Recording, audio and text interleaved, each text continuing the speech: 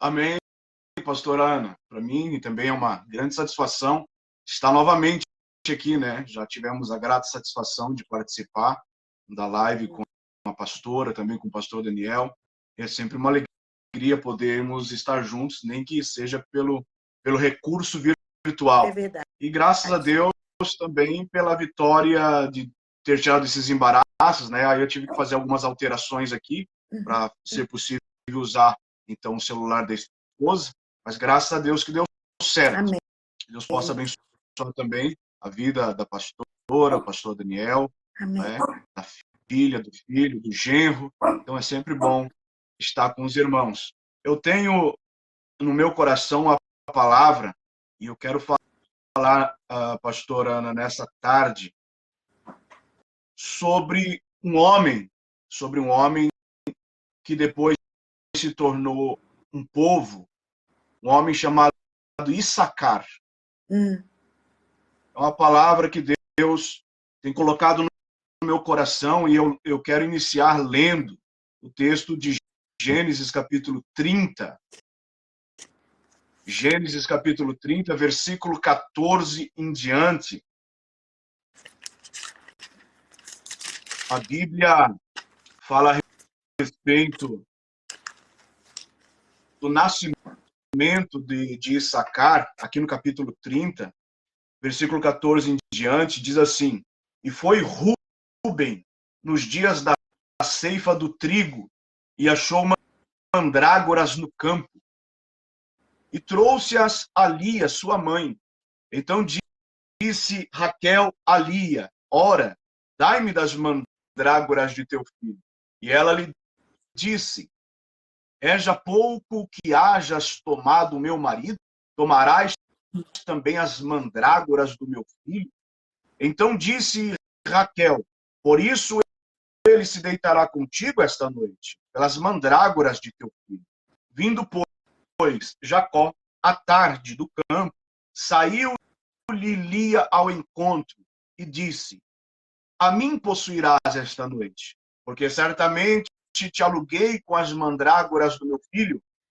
E deitou-se com ela aquela noite. E ouviu Deus a Lia, e concebeu, e deu à luz um quinto filho. Então disse Lia: Deus tem me dado o meu galardão, pois tenho dado minha serva ao meu marido, e chamou-lhe Issacar. Quero iniciar meditando nesse texto, onde conta a forma que Issacar veio ao mundo, esse quinto filho de Jacó com Lia. Quando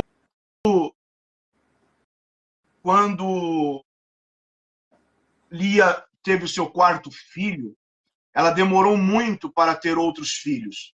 Então ela pensou ter ficado estéril.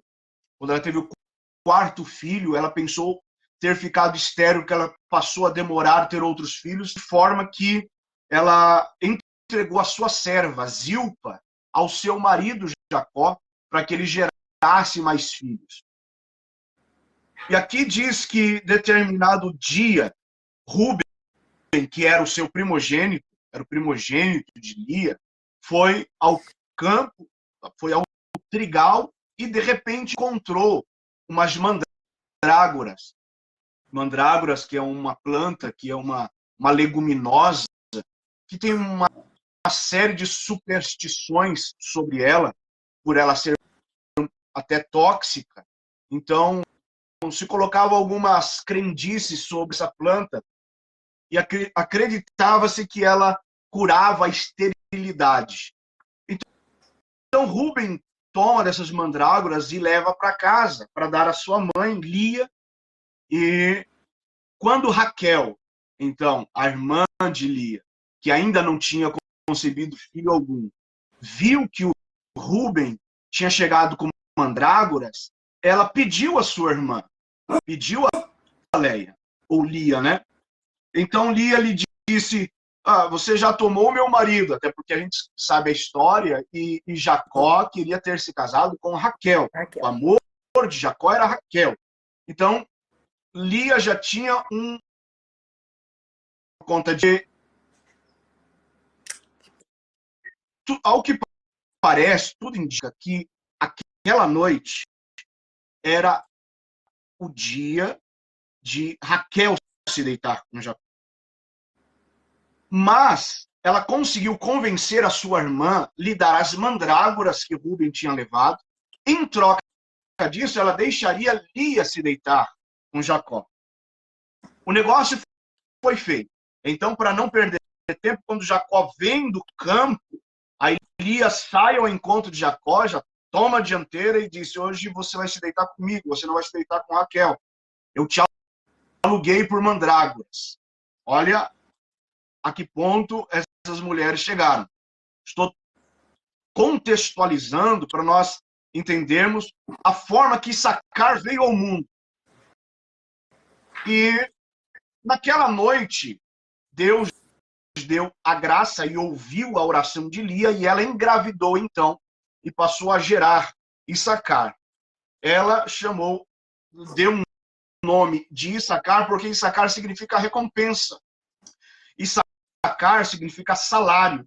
E ela entendeu que por ter dado a serva dela, enquanto ela achava-se, ou pelo menos pensava estar estéril, ela achou que Deus estava recompensando ela. Ou seja, nós estamos vendo aqui uma família totalmente desestruturada. Nós estamos vendo aqui uma família totalmente desequilibrada. Não é? Contextos e noções e ideias totalmente fora daquilo que são os padrões de Deus para a vida do ser humano. Fora daquilo que é o ideal de Deus para uma família. Mas nesse contexto conturbado, nasce o quinto filho de Lia com Jacó, o Issacar. Issacar, então, ele teve todos os seus outros 11 irmãos, mais a sua irmã chamada Diná, ou seja, os 12 filhos de Jacó. E no final da vida de Jacó, o pai de Issacar, em Gênesis capítulo 49, Jacó está em seu leito de morte e então reúne todos os seus filhos para lhes dar uma bênção. E quando chega a vez de Issacar, a bênção que Jacó dá a Issacar é a seguinte: Gênesis 49, versículos 14 e 15. Jacó faz a seguinte menção a respeito de Issacar, o seu quinto filho com Lia. Isso foi o seu nono filho. 49, 14 de Gênesis diz: Issacar é jumento de fortes ossos, deitado entre dois fardos. E viu ele que o descanso era bom e que a terra era deliciosa, e abaixou o seu ombro para acarretar e serviu debaixo de tributo.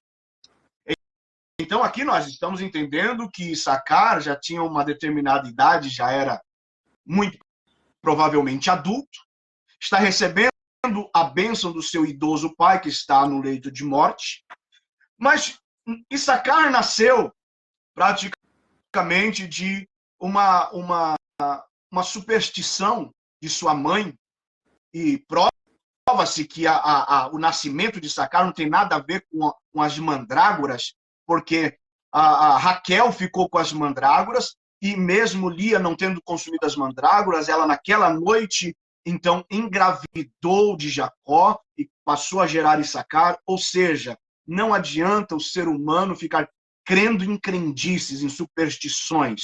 Ele tem que confiar na palavra de Deus, tem que confiar na promessa de Deus, tem que seguir apenas aquilo que é a vontade de Deus para a sua vida. Então, no final da vida de Jacó, Issacar, ele é comparado a um jumento. Claro que para nós, em nossos dias, né, seria uma ofensa. Seria uma ofensa de um pai dizer para um filho: o meu filho é um jumento. Para nós, isso é muito diferente, mas a gente sabe que 2000 anos antes de Cristo, isto era um elogio. Era um elogio. Um jumento era um animal muito importante para as civilizações, era um animal forte, um animal de carga, um animal de viagem, um animal mais resistente que um cavalo, um animal que ele era muito econômico, não é? Então, quando diz que Issacar é jumento de fortes ossos, está dizendo que ele teria muita capacidade, de forma que, ainda diz, deitado entre dois fardos. Então, o jumento se deitava para que se pudesse colocar carga sobre ele. E ele era um animal capaz de carregar até, então, dois fardos, um de cada lado. Porém, a imagem aqui, mesmo sendo de um animal capaz, a gente vê ele sendo sadio, né, fortes ossos, competente, mas mostra que ele era preguiçoso, mostra que ele era apático, porque ele baixou o seu ombro, ele se entregou, ficou acomodado, ele ficou conformado com aquela situação, porque Jacó, seu pai, está dizendo assim, e serviu debaixo de tributo. Está aceitando uma opressão sobre ele. Não há necessidade, porque ele é um animal sadio, ele é um animal capaz. E assim era a vida que Issacar estava levando. Talvez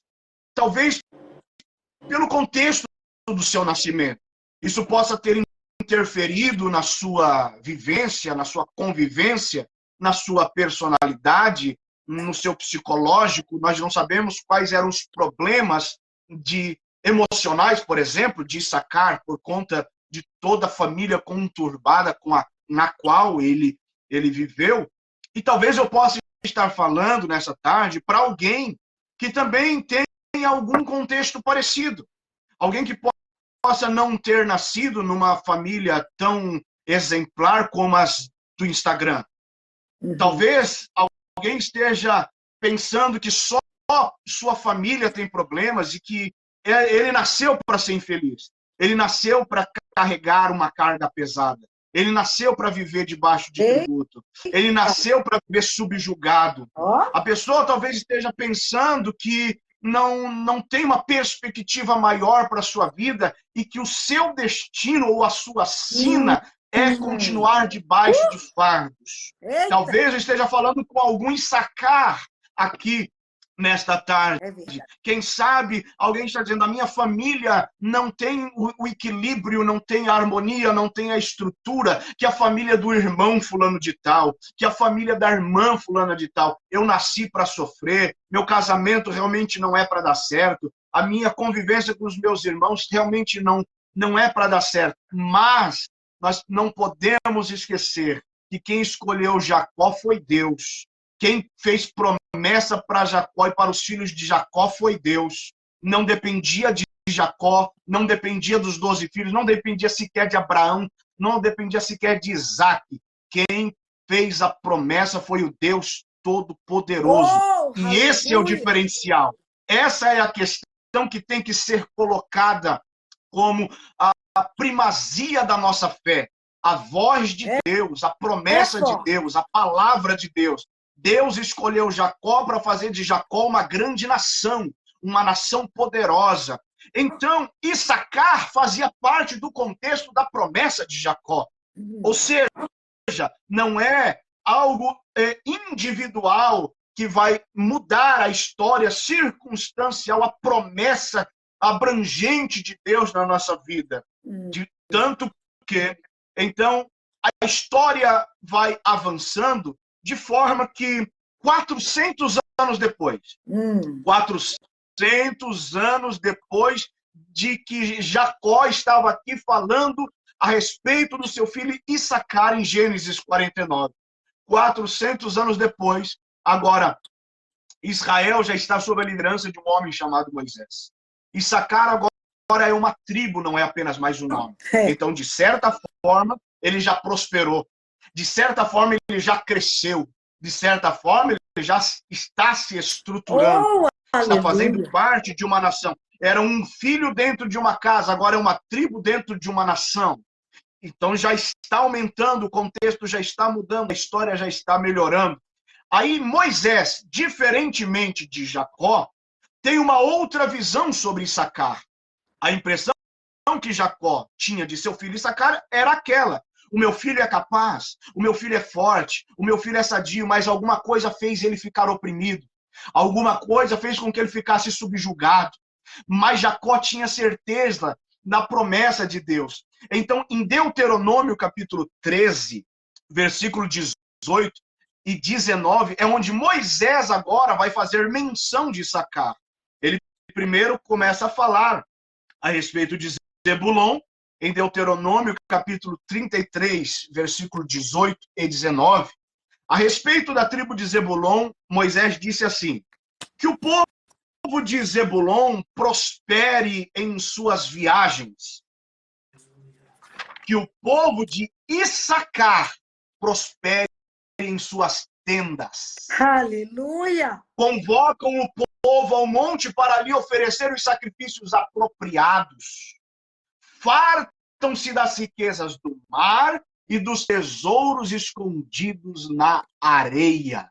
Olha o que Moisés está falando a respeito da tribo de Issacar. Olha o que Moisés está falando dos descendentes daquele que era para ser um jumento de carga, que era para ser um animal que ia levar tributos, que era para alguém que ia viver sob a opressão de outros povos. Moisés está dizendo, enquanto Zebulon vai ser viajante, vai ser comerciante, vai fazer suas viagens e vai prosperar viajando, Issacar vai prosperar na tenda. Ele vai estabelecer sua tenda. Ele vai estar afirmado em um lugar próspero, de forma que ele vai se fartar das riquezas do mar e dos tesouros escondidos na areia. Assim, Issacar vai prosperando, vai se desenvolvendo, a história vai avançando, e os descendentes de Issacar vão aumentando ao longo dos anos, de sorte que em Números, capítulo 1, versículo 29, Issacar já contava com 54.400 homens. Issacar já era uma tribo estruturada com muitos homens, e quanto mais homens havia uma tribo, a gente sabe quão próspera ela seria, quão forte ela seria. Já estava com 54.400 homens. Aquele que era para ser um jumento, para carregar carga e estar debaixo de tributos, conformado com uma situação de opressão, conformado com desacreditando da promessa de Deus na vida do seu pai. E em Números, capítulo 6, versículo 25, ou seja, 5 capítulos depois, Issacar já está com 64.300 homens. A história vai seguindo, porque Deus é o controlador da linha do tempo do homem. Não é o Facebook que controla a nossa linha do tempo.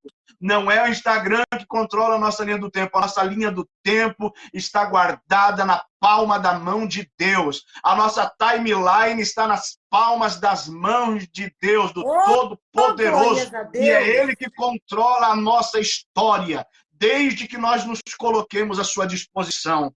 Então, em 1 Crônicas, capítulo 7, versículo 1 ao 5, já está dizendo que Issacar contava com 87.000 homens. A tribo só está crescendo, a tribo só está aumentando. Eles estão se estabelecendo na terra. Deus está falando para alguém que achava que era um Issacar oprimido debaixo de tributo. Você vai crescer, você vai aumentar, a sua tenda vai se estabelecer, porque a promessa de Deus não volta para ele vazia. Cumpre aquilo que lhe apraz, e nada é capaz de deter o poder da palavra do Senhor, a promessa do Senhor sobre a sua casa, sobre a sua família, sobre o seu casamento, sobre o seu filho, sobre a sua filha. Deus está visitando a sua casa e está dizendo, você vai se estabelecer na sua tenda, porque esta é a palavra do Senhor. Oh, glórias a Deus! Glória a Deus! A palavra de Deus segue caminhando, e como ela é fiel e verdadeira e digna de toda aceitação. Agora nós já estamos dentro de Canaã. Agora Moisés passou. Agora Josué está na liderança. Então veja, Issacar vai passando sobre lideranças. Era sobre Jacó, passou sobre Moisés, agora está sobre Josué. Deus nunca deixa o seu povo sem guia. Deus É, não nunca deixa o seu escolhido sem um líder. Ninguém sem liderança prospera. Ninguém sem liderança chega ao lugar algum. Precisa estar debaixo da bênção de homens de Deus, homens escolhidos por Deus, chamados por Deus para liderar.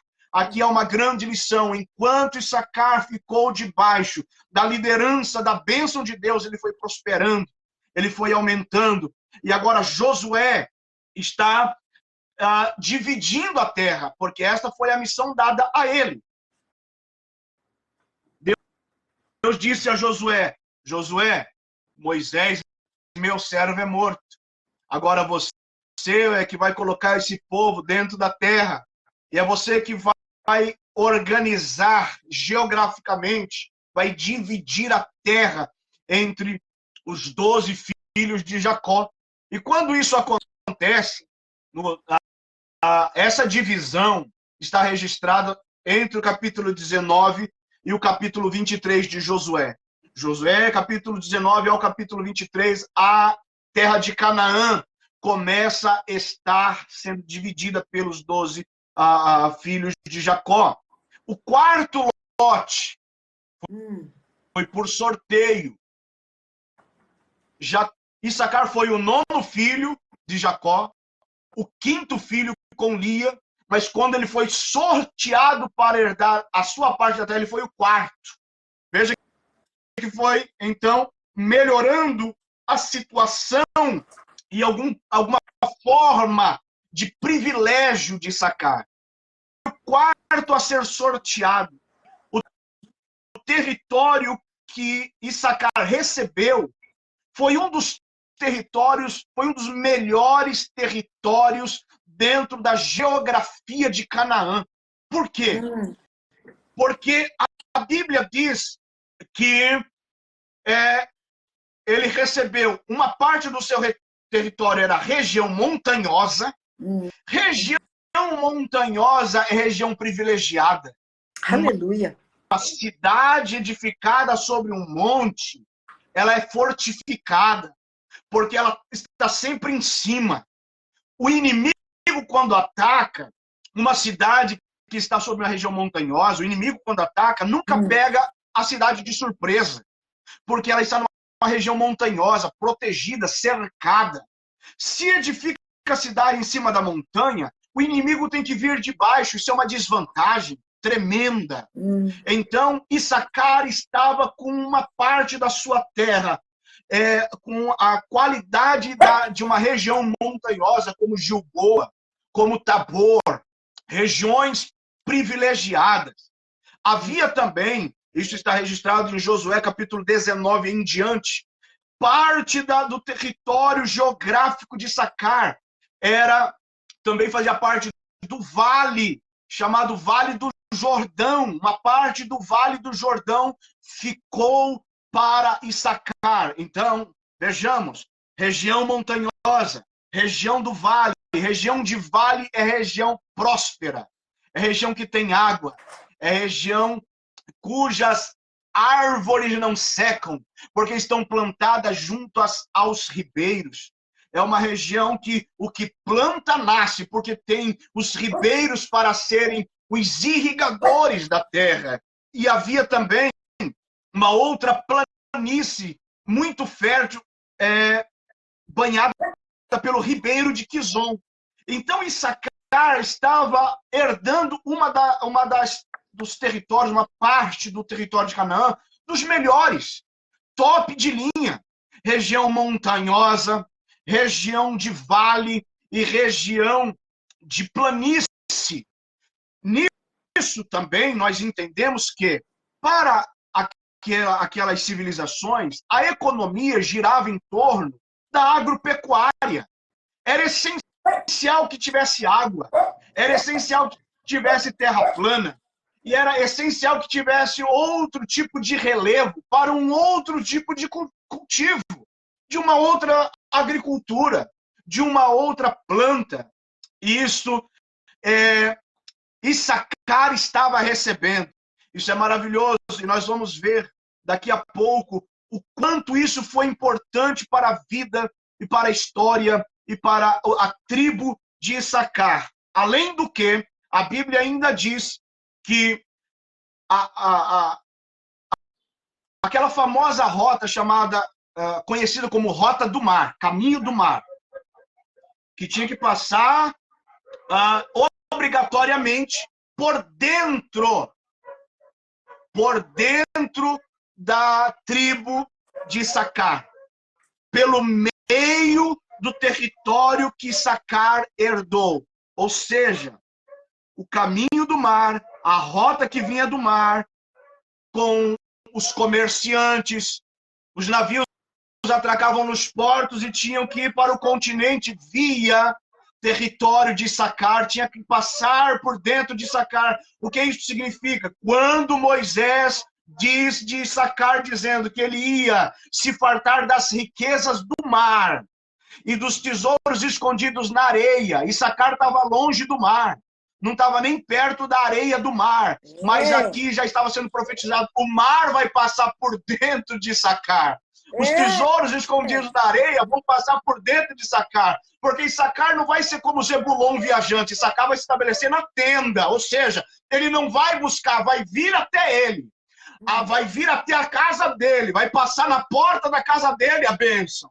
A carga que está sendo tirada lá do mar vai passar na rua de Issacar e vai chegar na palma da mão dele, a bênção do Senhor. Aquele que era para ser um jumento debaixo de uma carga, debaixo de uma opressão, vai ver a vitória passar na porta da sua casa, vai bater na porta da sua casa, porque esta foi a promessa de Deus para Jacó sobre a vida dos seus filhos. Assim, Issacar está numa região privilegiada, se fartando das bênçãos que ele não precisava ir buscar.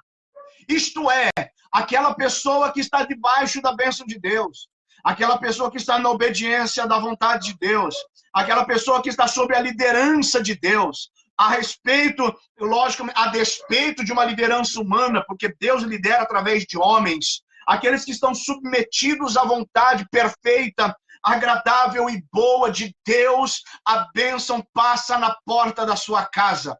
O caminho da bênção é a rua da sua casa. Ele não precisa ir atrás, ele não precisa se desesperar. Desespero é característica de imaturidade. Aquele que está na vontade de Deus amadurece na fé, espera a vitória chegar na hora certa. No tempo de Deus a coisa acontece. Eu estou falando para o Issacar aqui nesta tarde, fica na vontade de Deus. A vitória vai passar na porta da sua casa, vai ser extraída lá do mar, tesouros escondidos na areia vão passar na rua da tua casa e você vai, assim como Issacar, contemplar a vitória que Deus tem para a sua vida. Anos mais tarde, quando Salomão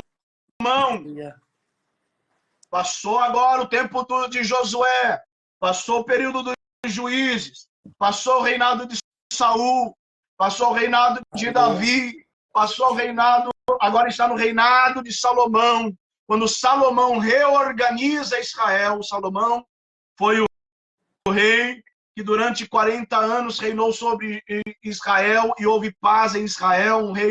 Foi o período áureo de Israel. Israel nunca prosperou tanto na história quanto no período do reinado de Salomão. Aleluia. Nesse momento, Salomão reorganiza Israel em distritos administrativos. E nesses distritos administrativos, Issacar se tornou uma província independente. A Deus. Issacar se tornou uma província independente, ou seja, o que era para ser um animal debaixo de tributo, agora tinha conquistado a sua própria independência. Próspero. Quem passava pelo meio do seu território, ao invés dele pagar tributo, tinha que pagar tributo para ele, porque o território era dele. Não pode passar de graça. É normal que se cobre tributo. Além dele receber pela rota comercial, que todos tinham que atravessar por meio do seu território, ele tinha toda a possibilidade daquele comércio dentro da sua própria terra. Então ele estava estabelecido em sua tenda. Deus está dizendo, não saia da sua tenda. Você que está pensando em sair da sua casa, você que está pensando em deixar tudo e procurar algo novo, Deus está dizendo, espera no tempo dele, você vai prosperar na sua casa. Quem tem que sair é o diabo, você tem que permanecer no lugar que Deus te colocou. Não saia, fique, porque Deus está dizendo, a porta vai se abrir, vai passar na rua da tua casa a tua vitória, vai chegar no teu celular, vai chegar na tua vida de alguma forma a bênção do Senhor. É só ficar na vontade de Deus. Agora, Issacar, que era para ser oprimido, agora é independente. Agora não se sujeita mais, porque, queridos irmãos, Deus havia falado que ele ia prosperar na sua tenda. Então a história, veja bem, diz o seguinte, 1 Crônicas, capítulo 12, versículo 32, diz que Issacar, dos filhos de Issacar, havia uma qualidade, uma característica que só Issacar possuía, dentre as 12 tribos. Havia uma qualidade que ele tinha, que nenhum dos seus outros 11 irmãos tinham.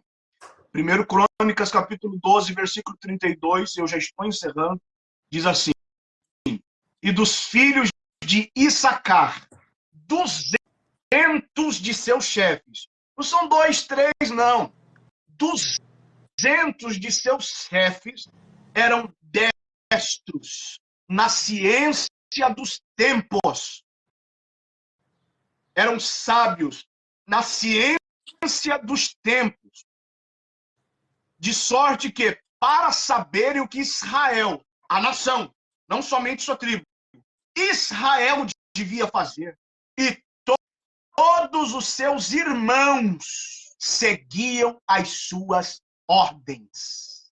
O que está acontecendo aqui? Olha o que Deus está dizendo a respeito da tribo de Issacar, daqueles que eram para ser oprimidos, daquele que não tinha expectativa nenhuma, aquele que estava acomodado, conformado com aquela situação, achando que a vida dele seria terminar dentro de uma família conturbada. Deus dotou na tribo de Issacar, dos descendentes de Issacar, sabedoria dos tempos. Sabe o que isso significa? Eles sabiam quando ia chover. Eles eram os balões meteorológicos daquela época. Eles sabiam a época melhor de plantar. O que plantar em determinada época. Lembrando que eles receberam 3 tipos de relevo, 3 tipos de terra no seu território. Então eles podiam cultivar no vale, eles podiam cultivar na planície e eles podiam cultivar na montanha, porque eles sabiam o período do ano que era melhor para plantar o quê. Então, nisso eles também davam indicações a toda a nação de Israel.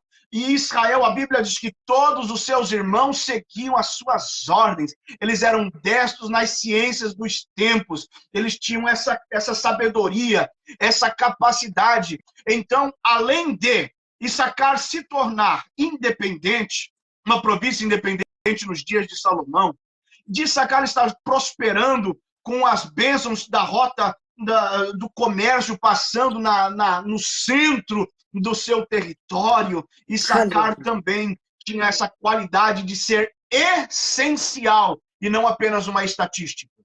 Eles eram essenciais para a nação de Israel, para que Israel pudesse ter um cultivo próspero, para que eles pudessem plantar no tempo certo, colher no tempo certo. Era Issacar que ensinava sobre isso. Eram 200 homens sábios distribuídos para orientar toda uma nação. Deus está dizendo que da sua casa vai sair liderança. Da sua casa vai sair homens de Deus, mulheres de Deus que vão orientar outras pessoas dizendo o que plantar, o que fazer, para onde ir, a hora certa de ir, dar sabedoria, isto é, para aconselhar, para dar orientações sábias. Um homem que não tinha perspectiva de nada, que estava deitado e deixando pessoas colocar carga sobre ele. Deus está dizendo que ele vai ter gerações que vão ser líderes, que vão ser relevantes para toda uma nação, para toda uma sociedade, para uma igreja. Sim, da tua casa vai sair pregadores, missionários, pregadoras da palavra, ministros do evangelho, pessoas que não vão ser apenas estatísticas, mas vão ser essenciais. Homens e mulheres que vão fazer a diferença, que através dos seus conselhos, vidas vão ser mudadas. Conselhos pontuais, conselhos vindos do Espírito Santo. Através dos conselhos daqueles que vão sair da sua casa, casamentos vão ser restaurados. Pessoas que estão afastadas do Evangelho vão voltar para Jesus Cristo. Pessoas que estão pensando em fazer negócios vão receber orientações sábias e vão prosperar segundo a palavra que sair da sua boca, porque Deus é quem vai lhe dotar desta sabedoria. Eu encerro dizendo que a história de Issacar nos mostra que muitas vezes não é o começo que importa muito. Muitas vezes porque o começo, muitas vezes, nem é nossa escolha. O começo, muitas vezes, nós nem temos tanta autoridade no começo das coisas em nossa vida. Mas as decisões que nós vamos tomar no decorrer da vida é que vão fazer a diferença entre o sucesso e o fracasso. É a nossa posição de acreditar naquilo que Deus falou. É a nossa postura de fé, de saber que Issacar tinha uma ascendência de homens de fé. Ele era filho de Jacó, neto de Isaac e bisneto de Abraão. Ele era bisneto do pai da fé. Então ele pode trazer na sua memória a história de vitória que os seus antepassados tiveram e confiar. Talvez o nosso começo não seja de um sucesso tão grande, não tenha tanta relevância e talvez até não temos vislumbre de absolutamente nada. Mas no decorrer nós vimos que, sob uma liderança divina, sob a liderança de homens de Deus, Issacar foi prosperando, foi crescendo, foi aumentando. Não precisou correr atrás de bênçãos, porque a Bíblia diz que aquele que crê, os sinais o seguirão. Ele foi estabelecido em sua própria tenda, herdou a sua terra próspera. Então, de certa forma, também é importante entender que não importa como foram os nossos antepassados, nós temos as melhores oportunidades, porque temos a promessa de Cristo na vida, de sermos mais do que vencedores, e nele sermos mais bem-aventurados em todas as coisas, porque em todas as coisas é Ele que nos faz prosperar. Então esta é a palavra aos corações dos irmãos que estão nos acompanhando, aqueles que vão acompanhar posteriormente, uma breve meditação sobre a história de Issacar. Uau!